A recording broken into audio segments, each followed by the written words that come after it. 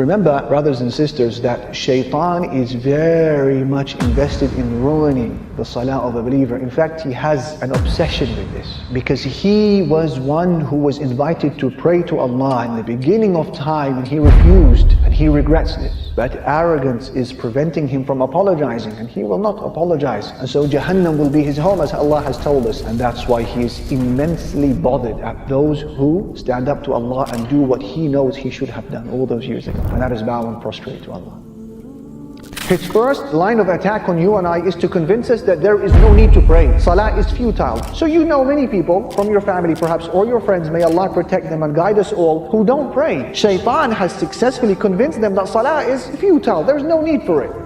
If, however, he fails in this endeavor and you crush those whisperings and you get into your salah, he doesn't give up. He goes for the second best line of attack, which is what? Delay your salah. And that is why a lot of people, they don't remember the last time they prayed Fajr when it was still dark outside. If and when they pray it, it's only when the sun is halfway up the sky. La hawla wa la quwwata illa billah. He will say delay it, snooze it. It's okay, you have time, combine it.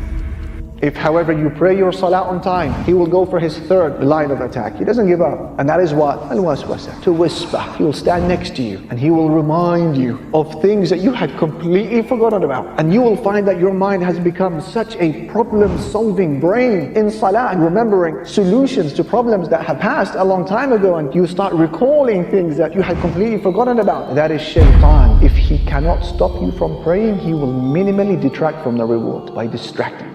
And that is why Imam Ibn al-Qayyim rahimahullah, he said in his book Talbisu Iblis, he said, when a person stands up to pray before Allah subhanahu wa ta'ala, shaitan is overcome with a huge amount of jealousy, because you have just now stood in the greatest of all stations before Allah, and the nearest that you can be before him, and it is the station that causes shaitan most pain and most anger, and so he endeavors to ruin your standing before Allah subhanahu wa ta'ala.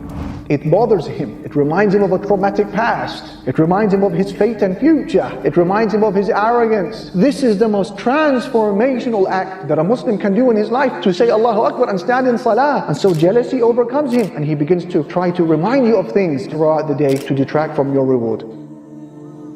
And so you are to remember, my brother, my sister, that when you are now beginning your salah, imagine that your wage for that salah, figuratively speaking, has been placed in front of you. And you need to hold on for just 10 minutes or so during your salah. And if you manage to pray a salah with khushu', attentiveness and humility, you will pocket every penny of that wage. But be careful, you need to be on guard, you need to be vigilant, because there is a thief. Every time you get caught slipping, you get caught nodding off, you get caught looking around with your eyes or with your heart, shaitan has stolen some of that wage. And that is why by the time you finish your salah, some people will pocket the full wage, some people will pocket only half the wage, some people will come back with a third, a quarter, and some people will go with no reward of the salah.